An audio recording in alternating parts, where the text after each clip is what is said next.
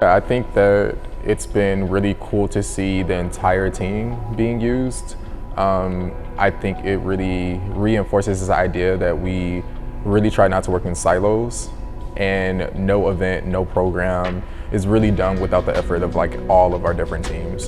And so I do believe that we operate as a team of teams, not like one team is on an island alone, not really knowing what's going on, and then the other teams here. But I think something like a convening, right, is not just bringing clients together, prospective clients or past clients, but it's also bringing our team together in a lot of ways from all the different parts of the nation that we live in, under a shared vision for what this convening could be, and then shared effort in terms of actually pulling it off.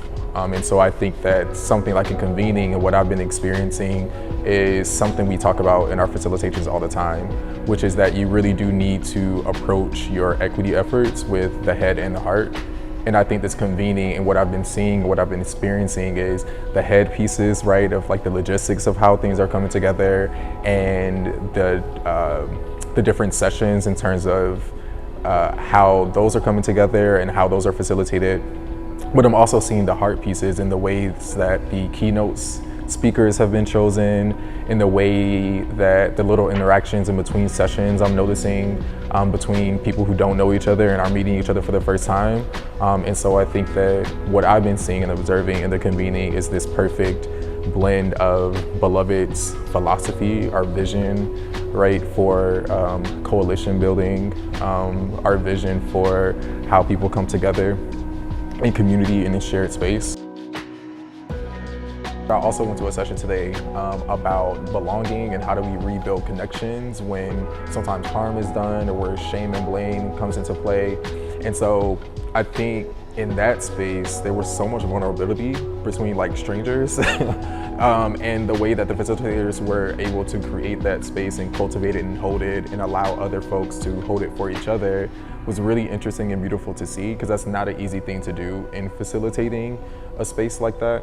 And so I think that I wouldn't say I wasn't expecting that to happen in any of the sessions, but to have it play out amongst people who are meeting for the first time and are sharing their experiences with internalizing shame around different things, or how do we move in this world with compassion for each other, being able to have those kind of conversations, it just really re-energizes me.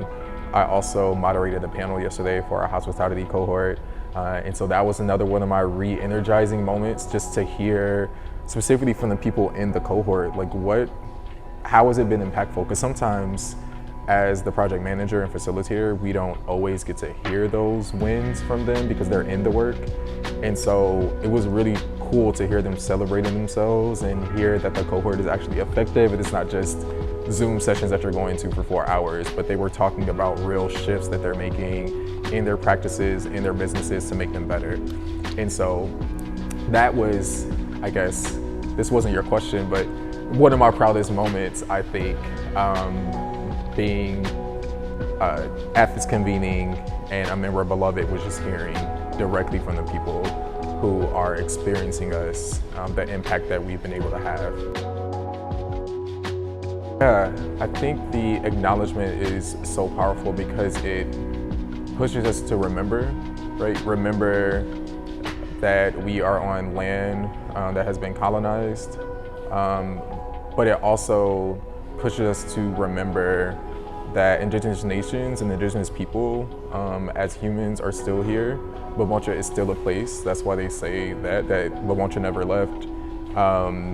That's why Dr. Darensbourg was putting New Orleans in quotations, right? Because the name of this place is Bulbancha, and then it was named, right, New Orleans. And so I really appreciate the acknowledgement, personally ours, because it recognizes both the trafficking and enslavement of indigenous folks, but also African peoples, in the way that this place of other tongues or this place of other languages and so many different types of folks inhabited this space. It recognizes both the cultural influence in the traditions, but also the painful, right, oppressive history of a place like this.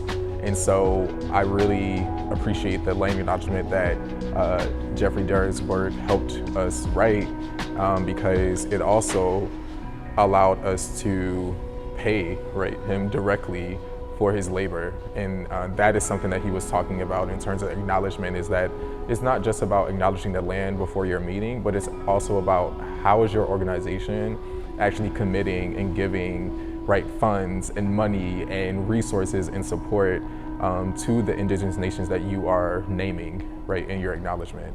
And so I really appreciated, the last thing I'll say is that I really appreciated that this convening started with that.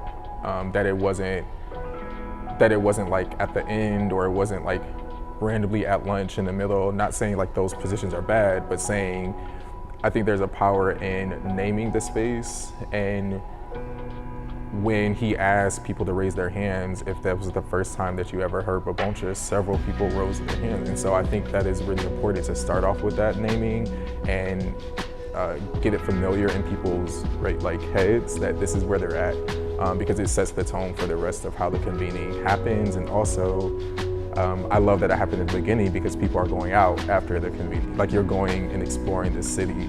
And so it's really hard to forget, starting with the acknowledgement, when you're moving through this city and you're beginning to notice some of the things that Jeffery was talking about.